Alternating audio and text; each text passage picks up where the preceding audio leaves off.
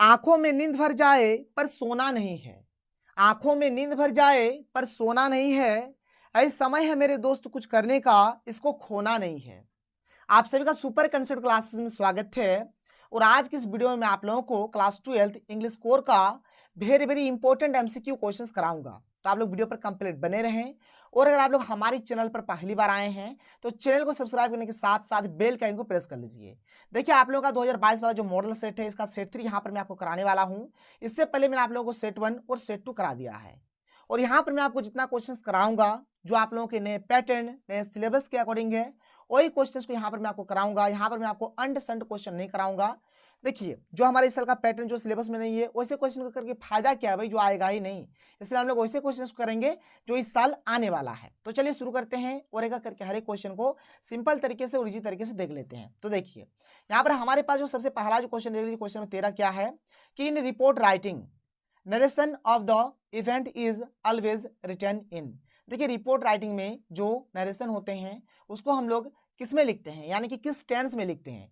तो भाई इसको हम लोग पास्ट टेंस में लिखते हैं। किस में लिखते हैं भाई? पास्ट टेंस यानी कि भूतकाल। 13 का सही उत्तर हो जाएगा ऑप्शन नंबर बी, यानी कि इमीडिएट पास्ट फॉर्म। तो 13 का यहाँ पर सही उत्तर क्या हो गया? ऑप्शन नंबर बी हो गया। क्वेश्चन नंबर 14 क्या है कि while writing a note which of the following is a freely used. मतलब जब हम लोग नोट मेकिंग में जब नोट लिखते हैं तो भाई उसमें हम लोग किस चीज़ का एकदम स्वतंत्रता पूर्वक यानी कि फ्रीली यूज करते हैं। तो इस किसका करते हैं? तो एब्रिविएशंस का करते हैं। तो 14 का सही उत्तर क्या हो जाएगा? ऑप्शन नंबर बी हो जाएगा, एब्रिविएशंस इसका हमारा राइट आंसर हो जाएगा। क्वेश्चन नंबर 15 क्या है कि इन ए फॉर्मल लेटर का बात हो रहा है। To the editor the complementary clause should be. देखिए जब हम लोग फॉर्मल लेटर यानी जब हम लोग एडिटर को जब पत्र लिखते हैं तो भाई कम्प्लीमेंट्री किस प्रकार से दिया जाता है, क्या लिखा जाता है उसमें? तो उसमें लिखा जाता है योर्स ट्रूली। ठीक है, योर्स ट्रूली ये जो ऑप्शन है इसके अकॉर्डिंग अगर देखा जाए तो योर्स ट्रूली यहाँ पर हमारा आंसर हो जाएगा। 15 का सही उत्तर ऑप्शन नंबर बी हो जाएगा। इसके बाद जो अगला क्वेश्चन है, क्वेश्चन 16 क्या है कि at which place with love can be used in an informal letter. देखिए जो हमारा इनफॉर्मल लेटर होता है उसमें हम लोग विथ लव का यूज कहाँ करते हैं? कहाँ करते हैं भाई? तो क्लोजिंग में यानी एकदम लास्ट में करते हैं। जब क्लोज करते हैं ना लेटर को लिखने में, उस टाइम हम लोग यहाँ पर विथ लव का यूज करते हैं। तो 16 का सही उत्तर क्या हो जाएगा? ऑप्शन नंबर यहाँ पर ए हो जाएगा।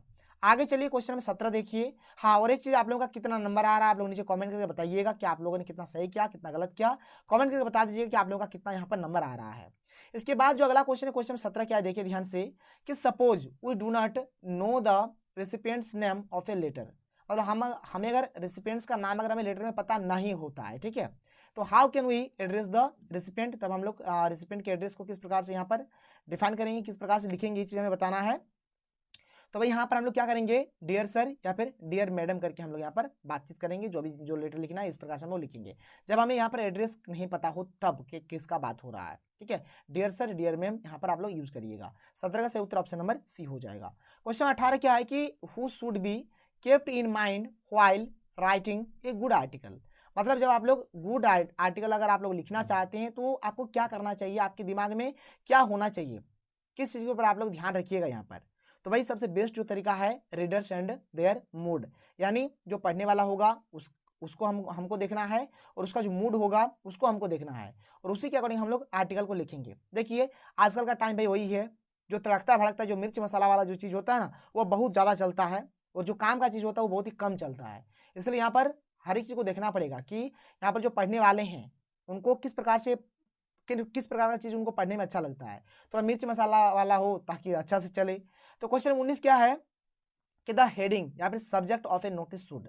देखिए किसी भी नोटिस का जो हेडिंग होगा जो सब्जेक्ट होगा किस प्रकार का होना चाहिए, तो वो ब्रीफ होना चाहिए और कैची होना चाहिए। ऑप्शन नंबर बी हमारा बिल्कुल राइट आंसर हो जाएगा, be brief and catchy. Question number 20 क्या है देखिए ध्यान से कि where is the solution placed in a notice. जो नोटिस होता है उसमें सोल्यूशन यानी कि अभिवादन को हम लोग यहाँ पर कहाँ पर लिखते हैं भाई, ये बताना है नोटिस में कहाँ पे। ठीक है, तो इसका हो जाएगा पहला बात तो जो नोटिस होता है ना उसमें सोल्यूशन यानी कि अभिवादन का प्रयोग होता ही नहीं है।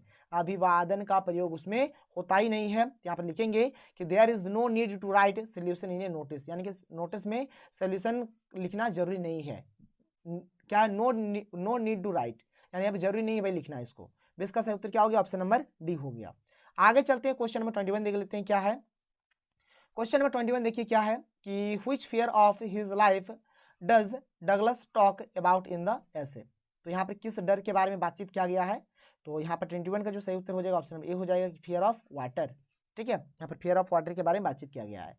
क्वेश्चन नंबर 22 क्या है, देखिए ध्यान से कि how old was Douglas when he decided to learn to swim, मतलब डगलस किस एज के थे जब उसने डिसाइड किया कि उसे स्विमिंग सीखना है, तैरना सीखना है। ठीक है, तो 22 का यहाँ पर सही उत्तर हो जाएगा यहाँ पर 10 या फिर 11 वर्ष, यानी ऑप्शन नंबर ए हमारा बिल्कुल राइट आंसर हो जाएगा। क्वेश्चन नंबर 23 क्या है कि which attitude of M Hamel surprised Franz, मतलब यहाँ पे देखिए एम हामिल का वह कौन सा एटीट्यूड था, कौन सा मतलब जो एटीट्यूड था, रहन सहन जो था, जिससे फ्रांस जिससे सरप्राइज हुआ था, आकर्षित हुआ था। तो भाई जो यहाँ पर एम हामिल थे ना, वो बहुत ही सॉफ्ट और काइंड हार्टेड पर्सन थे, यानी कि बहुत ही सॉफ्ट थे और बहुत ही दयालु थे, कोमल और दयालु थे। तो इसका सही उत्तर यहाँ पर ऑप्शन नंबर ए हो जाएगा। और इसी के चलते फ्रांस इसके उससे क्या थे, सरप्राइज थे, इसके और अट्रैक्ट थे। क्वेश्चन नंबर 24 देख लीजिए क्या है। क्वेश्चन नंबर 24 है कि when people are insulted what की do they have to the present according to M Hamel. ठीक है, तो यहाँ पर 24 का यहाँ पर जो राइट आंसर हो जाएगा देयर लैंग्वेज हो जाएगा, ऑप्शन नंबर डी हमारा बिल्कुल राइट आंसर हो जाएगा।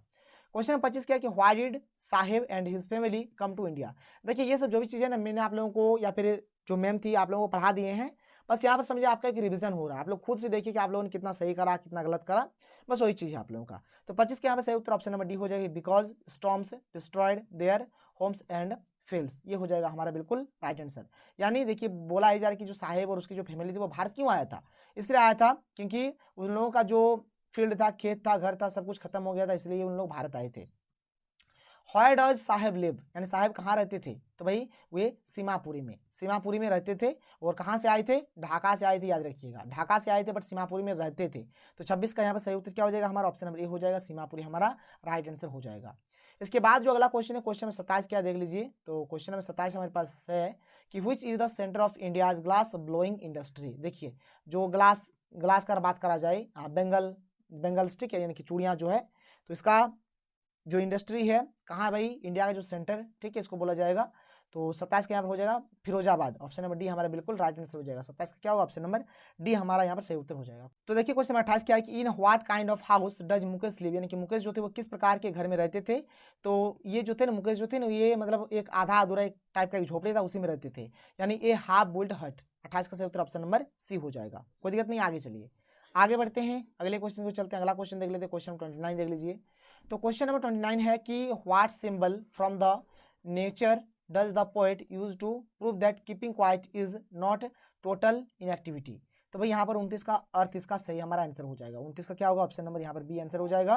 क्वेश्चन नंबर 30 क्या है कि fisherman in the cold sea would not harm, मतलब किसको मतलब हार्म करने के लिए मना कर, किसको क्षति पहुंचाने के लिए मना कर रहा है, तो व्हेल्स को। 30 का क्या होगा, ऑप्शन नंबर बी हो जाएगा हमारा। ठीक है, ऑप्शन नंबर बी व्हेल्स यहाँ पर हमारा बिल्कुल राइट आंसर हो जाएगा। क्वेश्चन नंबर 31 क्या है कि व्हाई वाज मदर्स फेस पेल, यानी कि माँ का जो चेहरा था वो पीला क्यों पड़ गया था।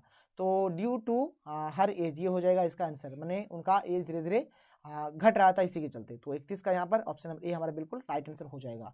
आगे चलते हैं, क्वेश्चन नंबर 32 देख लीजिए। तो देखिए क्वेश्चन नंबर 32 क्या है कि what is poets childhood fear, यानी कि जो कवि थे उनके बचपन का क्या डर था।